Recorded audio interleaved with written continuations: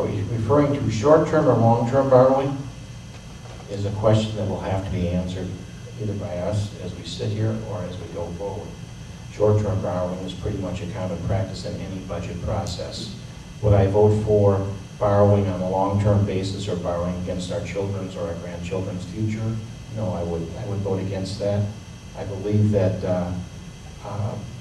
government needs to be less, government needs to be smaller. I believe that in any budget process, it should be reduced to the point that it can exist within the income that it perceives it will get.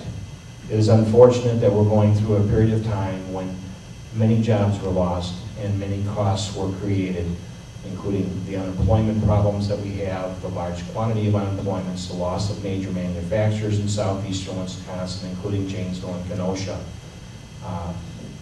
I believe that a black and white answer may not be the appropriate answer, but I do believe that any budget that comes in front of me would have to be balanced, and that the funding would have to be outlined in such a fashion that I would know whether it's short or long-term, and I would be totally against long-term budgets, borrowing to offset a budget.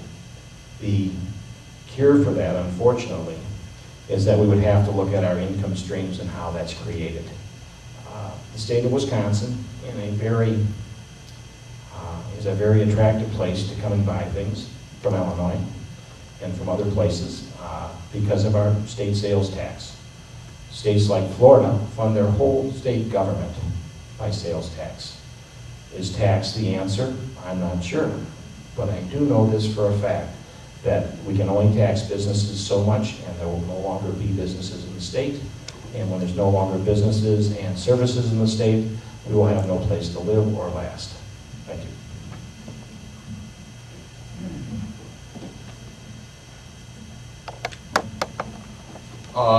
No, I won't vote for a budget that increases the debt limit, excuse me.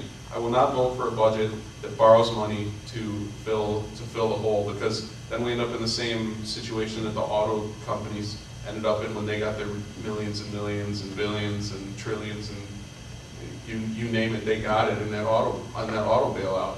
We said at the time that as soon as that money was coming out, that they were going to be in the same fiscal situation that they were in 6 months later.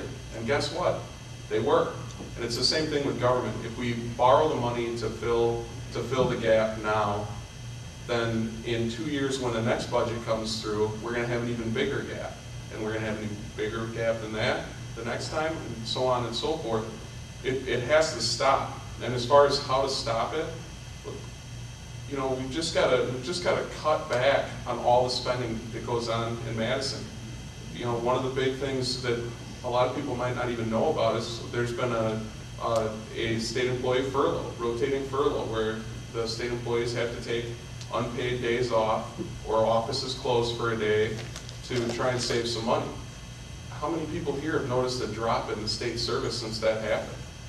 Well, then why don't we just make those furloughs permanent and just reduce the overall cost? I mean, there's so many things that we can do to lower the cost of running Wisconsin's government, that borrowing the money to run the government should be completely out of the question. And I don't care what party you're representing, it should be completely out of the question to run state government based on borrowing money from a bank or another country or the federal government. It should just be an absolute no-brainer that we say no to that. I would also vote no on a budget that relied on borrowing. Right now we have a $70 billion biennial budget.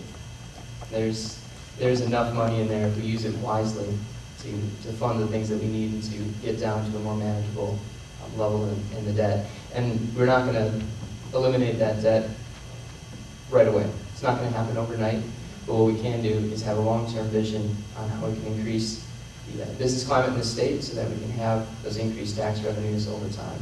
And so by borrowing, we're just putting it on a credit card, and like all of us as individuals, we can't function that way for long, and I believe government should be able to function that same way and should be held accountable to function in that same way. And so, you know, there's probably not an instant fix, but what we need to do is cut the fat. We need to cut the spending so that we can start to And once we cut that borrowing, then we can start to have that long-term vision about how to recapture tangible economic vitality. As one of the only two elected officials sitting up here at the moment, I'm not presently in office, but I know how it feels. In fact, some of the complaints are still coming in. I'm here to tell you that occasionally you're going to borrow, and you're going to borrow long term. We had, actually in Minnesota, they had a large bridge collapse, a year or so ago. 13 people died. Cars tossed into the river like toys. Multi-billion-dollar repair because maintenance was not done, or maybe it was a faulty design. I'll bet the engineers are still figuring it out. But I tell you what, every time I go over a bridge in Wisconsin, Missouri, Illinois, or anywhere else, I think about that bridge just going down while those people were driving down the road on their way to work. Therefore, there are times fixing bridges, doing infrastructure, in a small city like Delavan, a water tower and treatment plant can cost $5 to $10 million. If you're not going to borrow the money, then you're going to tax the people in 1 or 2 years to raise that money. Those of us that have actually fought out the budgets and added up the numbers and had to light the streetlights and plow the streets know that there are times that you will borrow to make things work. Mr. Finley's right. There's a time to borrow in the budget process. Except that time is not when you're facing a $2.5 billion structural deficit. That's not the time. The time is not when you've already got $11.7 billion in borrowing. It's not when 4.5% of the state budget goes to debt service alone. We have to make some changes. Borrowing at this point would be like me going home to Brittany and saying, hey, we're broke. Brittany saying, well, maybe we could stop eating steak, or cut out the NFL ticket, or I could get a second job. Oh no, don't worry about that. We'll get 4 more credit cards. Everything will be fine. Now I know there's a couple of candidates up here who disagree with me when I say that no, we can't borrow anymore to fund government. The city of Delavan is the 5th highest city in the whole state of Wisconsin as far as per capita debt, per person debt. It's nearly 3 times the state average. That's more than Tom Barrett's city of Milwaukee, and that's more than the freewheeling, free-spending, free-loving city of Madison. So my answer is no. I won't support any further debt to support the next budget because we have to start bringing down the structural deficit. We have to get this state back on the road to solvency.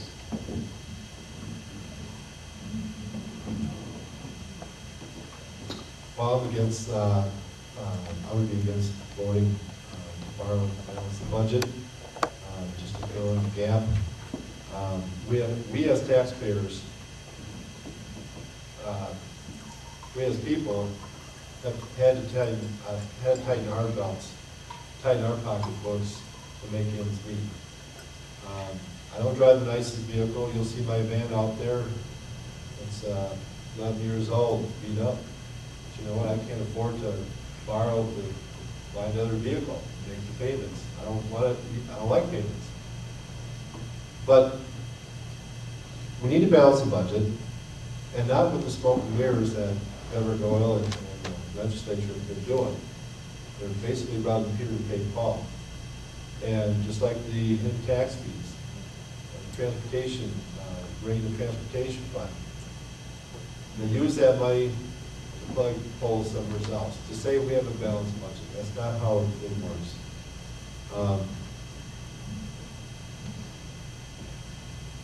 We as legislatures need to start saying no to projects.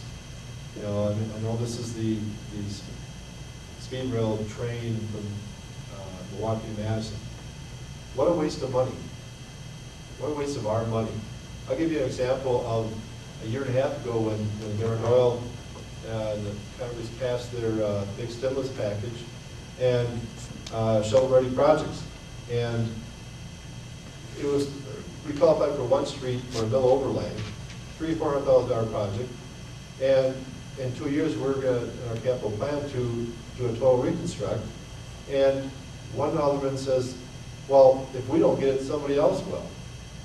And I said, so what? Let's start saying no. And And then audience said, well, it's free money, but it's not. It's our money, our kids' money. Please pass the money.